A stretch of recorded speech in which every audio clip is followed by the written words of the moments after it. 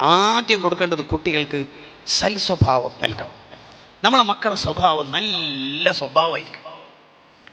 അതിന് ഉമ്മാനോട് ഉപ്പാനോട് ദേഷ്യം പിടിക്കുന്നതൊന്നും കുട്ടികൾ കാണാൻ പാടില്ല.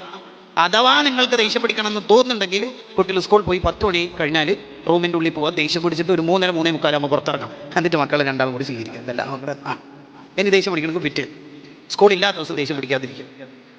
തമാശയിലൂടെ ഒരു കാര്യം പറഞ്ഞു തന്നുള്ളൂ എന്ന് പറഞ്ഞാൽ മക്കളുടെ മുമ്പിൽ നിന്ന് ഒരിക്കലും അത്തരത്തിലുള്ള വർത്തമാനം ഒന്നും പറയരുത്. ഹുസ്നുൽ ഖുൽഖ് നമുക്കുണ്ടാവും. അർശിന്റെ തണല് കിട്ടുന്ന ഒരു വിഭാഗമാണ് സൽസ്വഭാവം.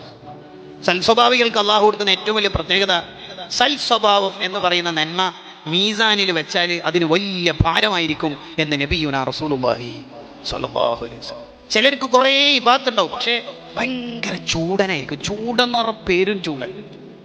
അയാൾ ഒരു മീറ്റിങ്ങിനൊക്കെ ഉണ്ടെങ്കിൽ എല്ലാവരും മുട്ട് വേർക്കും.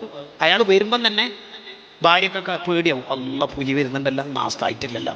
അതിന് മൂപ്പര് അഭിമാനത്തോടെ പറയുകയും ചെയ്യും, ഞാൻ ക്ലാസ്സിൽ കയറിയാൽ പിള്ളേർ വേർക്കും, ഞാൻ വീട്ടിൽ കയറിയാൽ പിള്ളേർ അതൊരു പെരുമ്പാമ്പ് കയറിയാലും അങ്ങനെ തന്നെ എല്ലാവരും പിള്ളേരെല്ലാം വർക്കൂലേ. അങ്ങനെയൊന്നും ആവാൻ പറ്റും. ഇസ്ലാമ പറയുന്നുണ്ടല്ലോ വളരെ മനോഹരമായി, ഫൈദുൽ ഖദീറിലും തൈസീറിലും തുഹ്ഫത്തുൽ ഇബാദിലൊക്കെ വിശദീകരിക്കുന്നുണ്ട്. എന്താ പറയുന്നത്? ഇസ്ലാമിലെ ഏറ്റവും മോശം ആൾ ആരാണ്, ഏറ്റവും നല്ല ആൾ ആരാണ് എന്ന് വിലയിരുത്തുന്ന ഒരു ചർച്ചയുണ്ട് കിതാബിൽ. ഏറ്റവും നല്ല ആൾ ഇസ്ലാമിൽ ഭാര്യയോട് മക്കളോടൊക്കെ നല്ല സ്വഭാവമുള്ള ആൾ. ഏറ്റവും മോശമായ ആൾ ആരാ ഇസ്ലാമിൽ? കുടുംബക്കാരൊക്കെ ഒന്നിച്ചിരുന്ന് നല്ല രസത്തിൽ ചിരിച്ച് തമാശയൊക്കെ പറയുമ്പോൾ ഇയാൾ വരുമ്പോൾ തന്നെ അവരുടെ ചിരി മൊത്തം സ്റ്റോപ്പായി പേടിയായി. അയാളാണ് ഏറ്റവും മോശമാകും. അങ്ങനെ ആരെങ്കിലും നമ്മളെ സദസ്സിലുണ്ടെങ്കിൽ ആ സ്വഭാവം അങ്ങോട്ട് മാറണം. ഞാൻ വരാന്തയിലൂടെ നടന്നാ മതി. എന്തായി പറയണത്?